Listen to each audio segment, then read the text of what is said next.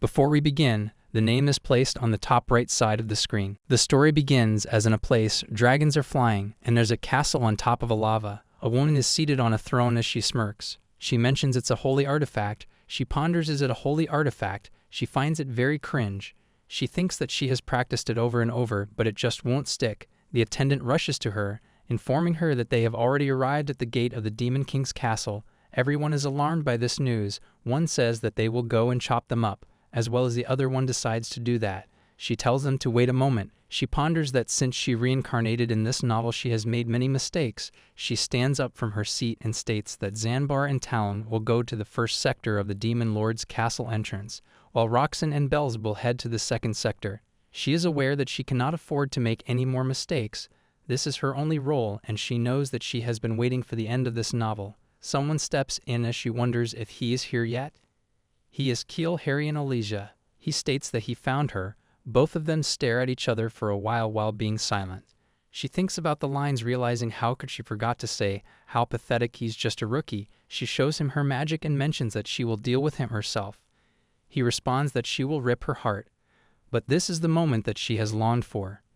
It is embarrassingly brief, almost too short to call a part of this novel, but to see where the character dies at the hands of her favorite male protagonist. She thinks that she guesses it is time to say goodbye. This all goes back to when she was reincarnated. She was a police officer in her past life, but she did not have much time to spare. It was only after dragging the afterlife that she was able to enjoy the pleasure of having hobbies while waiting for reincarnation. She said to herself that they say that it is scary to get into fandoms late, questioning. Who would have thought that they would be so much interesting web novels? The people found the author's work really good, questioning why is not it popular? The other person stated that it seems like it is only popular among dead people. She hoped it does not get cancelled and wondered when will the reincarnation actually happen. She was told that there are a lot of reincarnation in novels, so they wish they could at least do possession. Also stating that now that they think about it, there has been a lot of talk lately among the novel possession and its system. She thought about it, not being aware of reincarnation system, thinking if there was really something like that. She was told it is like an experience during the incarnation. But since the system has not been built yet, only a few people are being selected and tested, thinking, what if they reincarnate in a horror movie? She wondered if they were doing a selection test, hoping to get in it too. Someone knocked on her door as she opened the door, questioning who is it. It was a person who was named Han Yan Kim. He greeted her and stated that it has been a while. He mentions that it is just that the expected waiting time for reincarnation is almost 800 years now, and among those who have waited for a long time, there are some people who almost went crazy. That is why they introduced a new system, and it is quite popular, so he is here to recommend it to her. He told her that while waiting for her reincarnation, she will leave as a possessor in a web novel. She realized that he was talking about the possession system. She got really excited and told him that she wants to do it. She wants to possess Yeoju from Winter Walt's novel. Will you bake cookies and give them to me? He stated that is difficult as she can only possess characters from novels that she has read recently. She then asked him how about the female lead from the last novel that she has read? Told her it is difficult to specify the characters that she wants and questioned if that was alright. She stated it is alright and she just wants to do it as she could not hold her excitement, and started to vibrate as the person told her to be sure to hold on to her phone as she can use it within the novel and everything that she is curious about is included in it. He told her to have fun. The love story of Crown Prince Keel and Countess Roseanne. She is possessing a character in the novel. It turns out to be the Crown Prince. A bright light started to emit from her phone. She thought to herself that it does not matter if she is the villain or the female lead. She is going to be as thin and tall as possible and enjoy every luxury that she can. However, if it's possible, she wants to possess the female lead and date Keel. After reincarnating into the novel, someone keeps on mentioning princess. She opens her eyes slightly as she thinks about being called a princess, thinking it is such a beautiful title. She ponders if it is a reincarnation into a fantasy romance novel. She should have a glamorous and noble life. Right then she is questioned if she is awake after looking at the animal-like appearance. She is totally stunned and screams. The bear asks her why is she screaming as she wonders why is it a bear. She realizes it is a real bear. She hopes that she's not in a story like the princess of the bear suit. She touches her body before she notices something. She becomes totally scared and starts throwing things. After a while, she stands in front of a mirror as she looks at her experience. She is aware that she is still a human. She wonders if there was a character with black hair and red eyes in the novel. She then realizes about Bellatrice up and finds no results. Thinking this cannot be possible, she ponders for someone who does not have a name to be living in a place like this is too much. She thinks it is impossible. She knows she is the devil's daughter and she only appears once and has 3 lines, and the main character Keel must defeat the ultimate villain. The worst of them to become the Emperor. Or how apathy take he is just a rookie, or she will deal with him herself, or that it is a holy artifact. She is aware there are only 3 lines that makes her really frustrated. She thinks about a glamorous and beautiful life as a noble lady, thinking is not that what one usually gets when they reincarnates. She then tells herself to not be too negative, stating that even the daughter of the devil can live well, and she should make the demon world look like a fairy world. To have some confidence as she thinks if her previous life was fast and hard, then this time she will live slowly and enjoy every second. She did not know at that time the fact that the future that she wants will not come. As she looks at the food, she wonders if she is supposed to eat this. She is questioned if the food is not up to her taste, as from now on then they will prepare the raw entrails without soaking them in blood. She cannot believe that a mantis is a chef, sir, that he will kill the mantis and fight her a new cook if she doesn't like him. The mantis found it unfair that in the human world even rats can cook. Mentioning this is unfair to him. The bear tells her that he'll go find a rat chef. She was totally taken aback as she mentioned that is not going to work. She wonders how does the brain even work, and how would they come up with the idea of finding a rat chef. She decides to think really positively. She's aware that she can go ahead and change them one by one. She decides that she should not think very negatively and take a deep breath. She gets in her delusion, thinking that it is just like training an animal. She tells the bear to go ahead and find a human cook. The bear responds that he caught it, and he will kidnap a suitable one then, which makes her realize this is not very easy, and it seems. She steps out of the place and thinks that keeping calm is out of the question. She is aware that she just needs to use her powers to change things. She questions to herself that except for the Demon King who is in hibernation for succession, she is the number 1, right? After a while, she tells everyone that first she needs to make this castle a little more colorful, realizing that even a gloomy castle will become luxurious if they decorate it with expensive furniture. She tells them to get the items that are used by nobles. Everyone is in favor of her decision, and they state that they will go ahead and steal everything. With a smirk on her face, she tells them that they do not have to steal anything, they can just go ahead and buy it. One of them asked her what does she mean by that, to which she says that they can just pay the price with money. Every one of them has a horrified expression on their face. This thought discussed about how humans have money, and then they will steal the money and kill them. She's totally taken aback by their response. She tells them there is no need to kill humans. One of them questions how about they just start gouging out their eyes? She responds that they cannot do that either. They are a bit sad by her reply as they asked her so they cannot kill them or gouge out their eyes. With a worrisome expression on her face, she is aware that this possession is a failure. Right then, something comes to her mind as she thinks if the original story ends as planned, then she'll keep living there until she dies.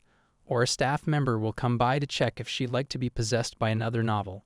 She remembers that she asks him, what if things don't turn out the way they did in the original novel? She was told to not worry, as the force that drives the story to follow the original plot is much stronger than she might think. She tells herself that since it has come to this, according to the original story, she'll become the greatest villain, and she'll have a glorious death. But she is aware that it is 1163 now. This is when the male lead Kyle and the female lead Roseanne meet for the first time. Kyle, the Emperor's illegitimate son, entered the palace at the age of 15. Being unable to wield the magic that any member of the royal family can use, he set out to gather holy relics to reclaim his royal magic at the age of 18. And that is when he meets Roseanne, and she dies in 1167. When Kyle was 22 years old, that was 4 years from now. She wonders if she can endure all of this alone. All of the attendants start questioning each other. Why is she acting like that all of a sudden, thinking that she must be in a bad mood? But one of them calls out to her and asks her that if she's not feeling well, then can he give her a present? This makes her a bit confused as she tells him that he does not need to give her anything, and she knows he will give her something weird again so he can just stand there. She thinks about 4 years, telling herself that she will manage it somehow. She knows even if she gives in and put up with everything else, she cannot endure this grotesqueness. They are thinking of a gift for her as they wonder if she's tired of fingers. Didn't think. How about they give her something more brutal? The other one decides that something like evisceration sounds good. She thinks to herself that according to the setting here, she is the daughter of a very strong devil. She wonders what if they move forward in time by 4 years and faithfully fulfilled the original role. This gives her an idea as she smirks. She opens her wings and starts using her magic. She decides that she is on to the next novel and curses them all. All of them are totally shocked. After some time, they are totally silent as she realizes this is not working. She doesn't feel like she has used all her magical powers yet. She wonders why do they look like they have shortened a lot. She wonders if using too much magic can make one's body shrink. She asks them if anyone knows what year it is in the human world. None of them speak up, to which she repeats. One of them raises their hand stating that it is 1153 in the imperial calendar. This makes her really stunned as she asks him if that is actually the case. Questioning what year is it now? They tell her it is 1153, but she tells them to repeat it again. She then points at the other one and asks him what year is it now. As she asks him, he becomes really frightened. With tears in his eyes and a shivering body, he tells her 1153. She is totally doomed as she realizes that if it is year 1153 right now, then it's not going to happen 4 years later, but it's something that happened 10 years ago. After some time, it is night time. 3 men have created a barrier and have their swords taken out. One of them falls out to His Majesty and states they should start with the treatment, but he responds that he is okay and they should keep going, and asks him if they need to risk this much to collect holy relics. His Majesty responds that he cannot help it. Since the founding of the country, he is the only one who cannot use magical power. He is the cursed prince, the emperor's illegitimate son. Despite countless efforts over time, the title has not disappeared. Instead, it has only grown. He thinks if only he could collect the holy relics and receive heaven's protection to regain his magical power. He then notices something and covers his eyes. He wonders what is this like. Right then, everything becomes really dark to wait. She questions what's going on as he cannot see anything. He finds himself on the ground as he wonders where his sword. His hand touches something as he looks at it and finds a chain.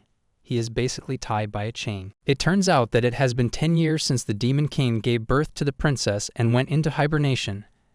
Everyone was looking forward to seeing what kind of experiences the princess would achieve after summoning the demons for the first time. Everyone has set their eyes on her as she is totally knocked out. In her mind, she tells herself that everything is completely ruined. She wonders, of all things, why did she have to possess something like this? She would not even need to appear much in the novel, thinking how much better would it be if she had possessed a human. Right then, something comes into her mind as she thinks about the human world. She's aware that when one becomes an adult and inherits the demon's king's power, there are only 2 ways to escape the demon realm. If someone summons her or if she makes a contract with a human. But she knows before becoming an adult if it does not affect the flow of the novel, then she can stay wherever she likes.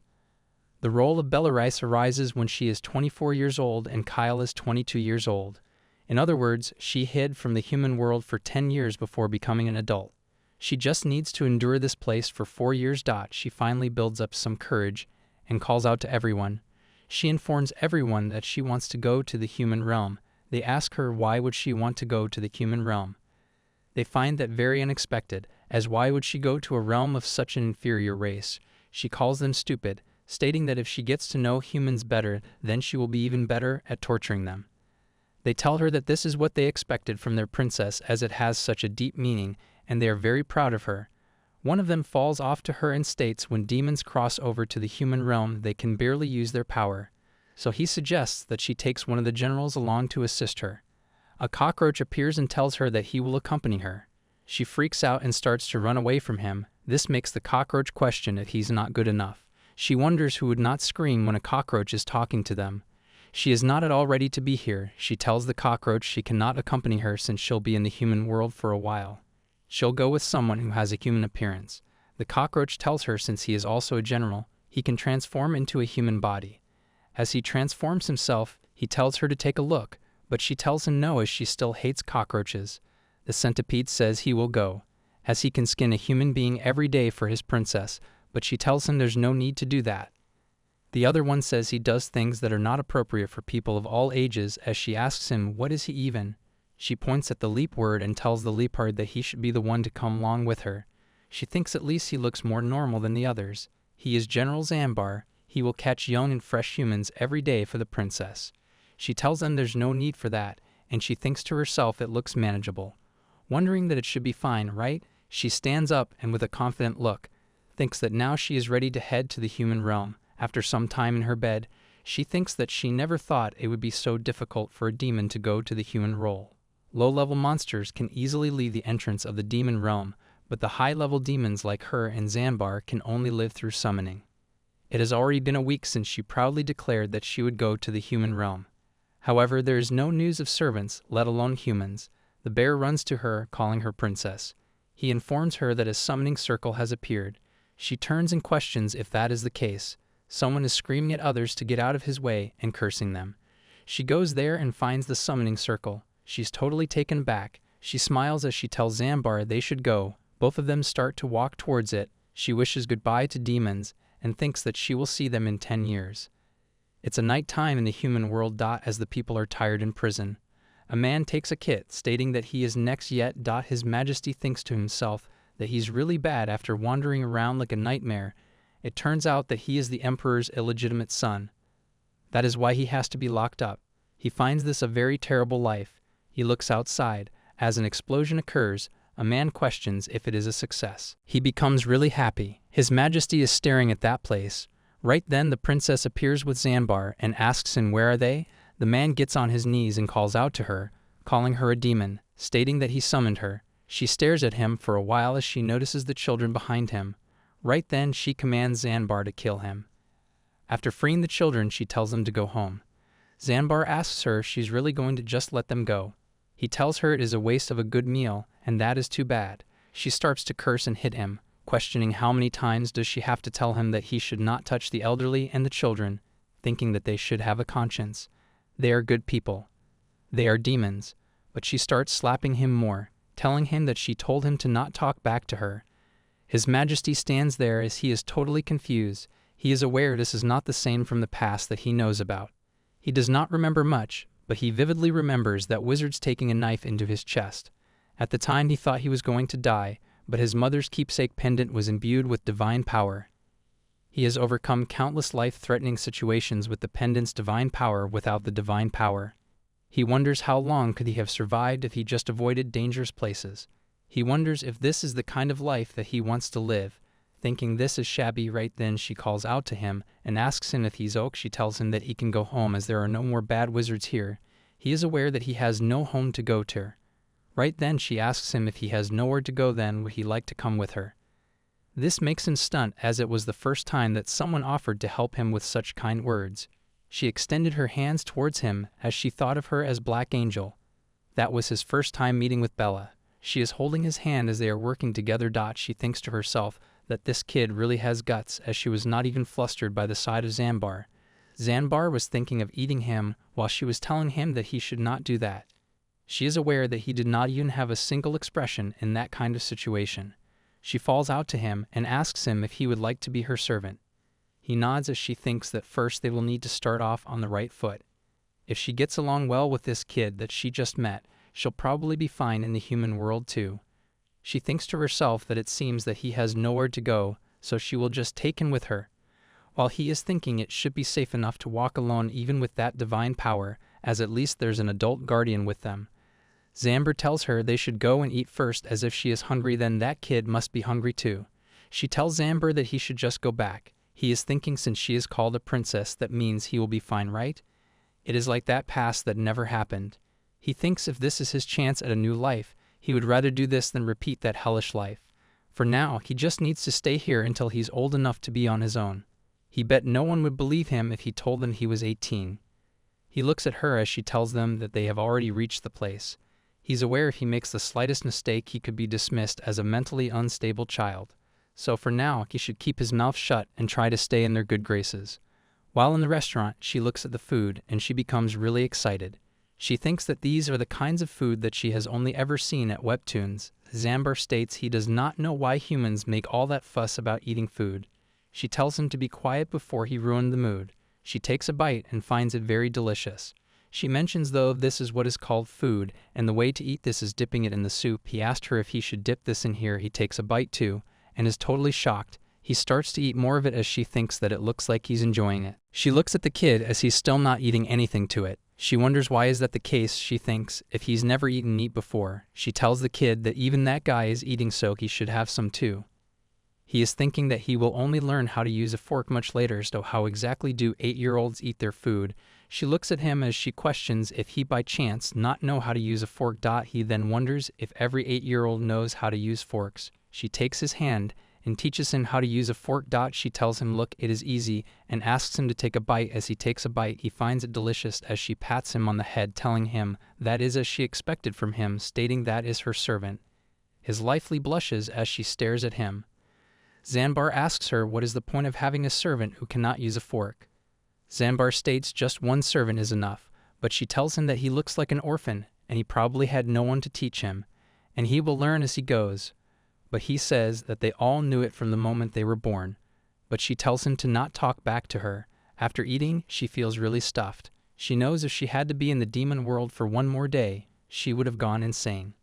She thinks even if it is not the life she wanted like those noble ladies, she thinks she will manage fine with this one. She becomes an adult.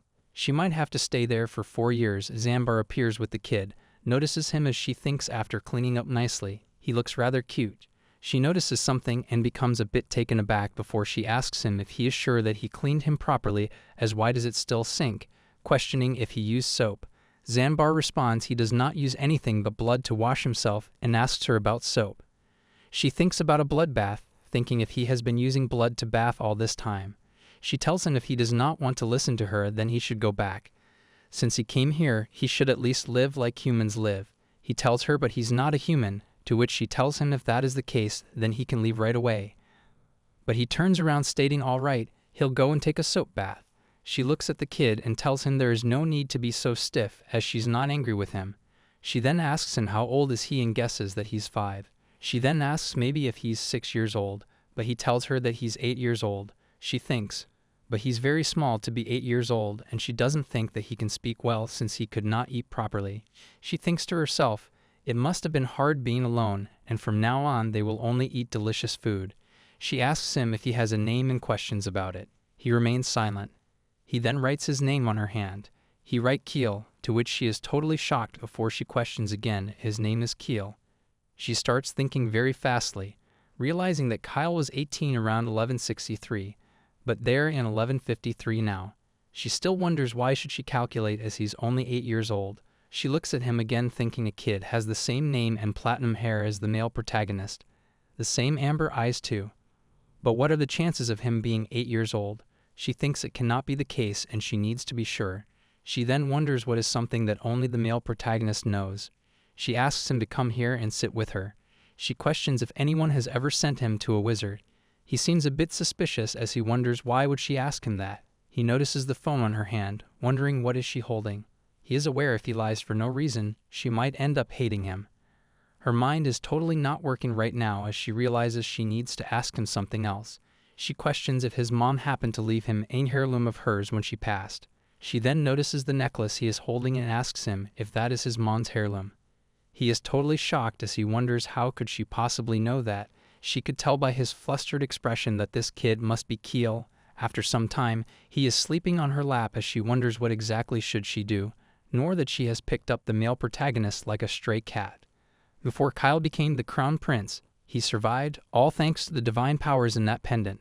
She then realizes that she's totally done, as she does not have divine powers. And it turns out that he's the wrong prince. He nearly died from being experimented on by the wizard, and later on he met an angel. Since then, some mysterious power has always helped him, even in dangerous situations. Come to think of it, the guy they killed before was that wizard. She knows 3 days after being possessed, they destroyed the entire original story. She wonders what should she do now, thinking if she should just go ahead and abandon him like a real villainess would. She then thinks of something. She realizes there's a customer service option and that she'll try 1:1 inquiry. The 1:1 inquiry will turn off her phone after she receives a response, so she should please use it only for emergencies. She decides to not give up as people like her have probably asked similar questions before. One question is, can the story still follow the original plot even if the settings are changed? The answer is that the author may also revise the settings while editing, and sometimes there are errors in the settings while writing. So it is okay if settings change as long as they don't cause major issues. She knows that she has altered an important setting for the male lead, have not she? She feels maybe there's at least that. Another question is what should they do if they have messed with an important setting and cannot restore it to its original state? She realizes that is the question that she is looking for. The answer is that they can go back about 10 years. She is totally shocked now as she thinks she did not go back in time with magic, but rather this possession system turned back time. Analysis that if that is the case, then she is totally done because she should have read the instruction carefully first before she got possessed. Another question that she reads is what do they have to do to complete the story according to the original work? The morning appears as Kyle opens his eyes. He finds her staring at him. She wishes him good morning and tell him it is going to be a good morning, right? He looks at her for a while. She knows it turns out that he's the Kwang Prince, and this is not just an adventure story, but a romance fantasy. According to the original work, the story only ends when the two protagonists have their happy ending, and she will take care of him until that part in the novel, when she has to send him to the palace and he meets Rosianna. That should be good enough. She calls out to him and introduces herself to him. She tells him she is Bella Rice, princess of the animal kingdom, and he is Zanbar, known as the leopard. She tells him that he saw what he looked like yesterday. Best to say something else like he is a demon, but she glares at him, to which he gets scared. She then transformed into a cat, stating that she can turn into a cat too.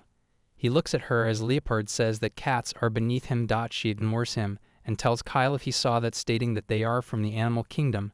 She also mentions that she will take back what she said yesterday about him being her servant, and that from now on. Right then, Kyle's expression changes as he thinks that he has no divine power and he cannot go back to that kind of life. She notices that. He suddenly starts to cry as she questions why is she crying. He tells her it is fine and she can eat him as he has grown to be quite delicious. She then smiles and she questions so he knows how to speak. She jokes with him how should she eat him, as if she does then will he say the word ouch for her. She mentions that she is just kidding and cats cannot eat people, but Zanbar states, but he can eat. Before she tells him to be quiet, he grabs onto her, telling her that she can always eat him later, so for now on she should just please take him with her. She thinks to herself that to her this was just a prompt or two from the setting, but for this child, for Kyle, this was his reality. She wipes his tears and tells him that she'll take him with her then, and she will not eat him as she smiles. He tells her if that is the case then he will serve her well. She mentions that he does not have to be his servant either. She thinks he will become the crown prince one day, so he cannot possibly be her servant. She asks somehow about him becoming a prince as she can make him one, but he says that she needs a servant, not a prince. She thought he could not speak since he was always so quiet, but he is really eloquent. She tells him that as she asks him why hasn't he said a word until now. He does not know what to say. He covers his mouth and says if she does not want him to speak, he will not do it anymore and he will do almost everything that she wants. So please, she wonders how badly was he treated. She gives him her hug. She thinks it is true that not everyone needs to have a tragic backstory, as after all, this is a romance novel. In that case, they should get there happily ever after this time. Zanbar asks her if she's crying, and he bets that she's crying at the thought of eating that kid, right? She knows that she will have at least 10 more years in this human world, and the first thing that she needs to do, she calls out to people around asking if there are any real estate agencies nearby, and it is to buy a house. She brought all the gold she got from the demon world, although she does not know how much the market rate is. He asks about the real estate agencies. She asks if there's a problem. They tell her that there are not any real estate agencies in particular. However, the lead discount interested him with this. A man sitting next to her calls her a little girl and tells her she's not seriously planning on living here as there's a magic tower nearby. So a lot of magical beasts tend to appear around here. So most of the few people who live around here are travelers. She wishes for him to just mind his own business and ignores him. She asks the person if he could show her around the property. The person tells her that this is currently the only property for sale and this was the late Viscount's villa. She notices it and realizes it is a 2-story mansion with a large garden with a basement, 2 bathrooms and 8 rooms, thinking it even has an attic which can be used. He tells her there will be 30 pieces of gold. The person next to her is totally shocked. He asks her does not he think that is a bit outrageous, questioning why is it so cheap. As for a mansion like that, should not 100 pieces of gold be the price range? She thinks so. According to that person, it is cheap. She knows there's no need to buy a bigger house. That guy next to her says something might be wrong with that house. She then checks around it and ponders. Finding an affordable place quickly is just as important. Meanwhile, the main focus is romance. There were just as many adventures and murder plots too. The man says it is clear that this house has problems, and it seems that the young lady here knows very little about how the world works.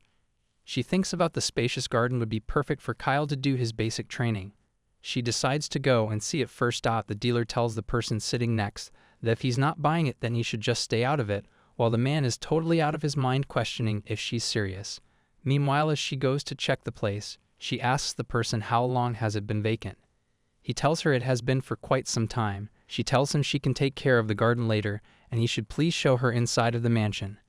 As he takes her inside, she looks around. She thinks it is bigger than she thought. As compared to the demon world, this is actually decent, and if there are not any major issues with the house, then she would like to stay here. She is then thinking about what the guy said earlier. She knows it is bothering her. She asks the dealer that out of curiosity if there is something wrong with the house. He mentions not exactly. This is the late Viscount's annex, and no one has been here in a while, so that is why people are talking about it. She then looks around. She knows they both will have to live here for 10 years, so she would need to hear Kyle's opinion about this place as well. She asks him if this place is scary. He thinks it is not that much as she tells the dealer that she will take this. She then asks him that he should please repair everything, and she will give him more than enough money. He then tells her all right, he will get it done. She realizes now they have her house. She looks at Kyle and he seems a bit confused. She takes him to a shop. She buys him some clothes. As he tries them on, she wonders how can he be so handsome. She thinks anyone can see that he's really cute, almost like the son of an aristocrat. Who would have thought that he would be the protagonist of this story? She then tells him to try this one too. As he shuts the door and gets inside, he sighs and thinks he shrank quite a bit. He thinks about it, thinking if she does not need a servant, why would she take him with her? And things look like these are all the expensive clothes that she's buying for him. It seems that they'll be together for quite some time. Right then he bangs on the door. He hit his head. He wonders if she could be trying to make him her pawn. After hearing what he said, he gets worried about it. The epilogue is that she calls out to Sunburn and tells him from now on he will refer to Kyle as young master, and he can just call her his lady. He questions why should he refer to her highness as his lady. That does not make sense, but she glares at him and questions, didn't she tell him to not defy her? He then says all right, he understands. She questions how many years have she been repeating the same thing, and if he wants to go back, but he says he does not wish to go back. Kyle thinks that he guesses the real power lies with Bella.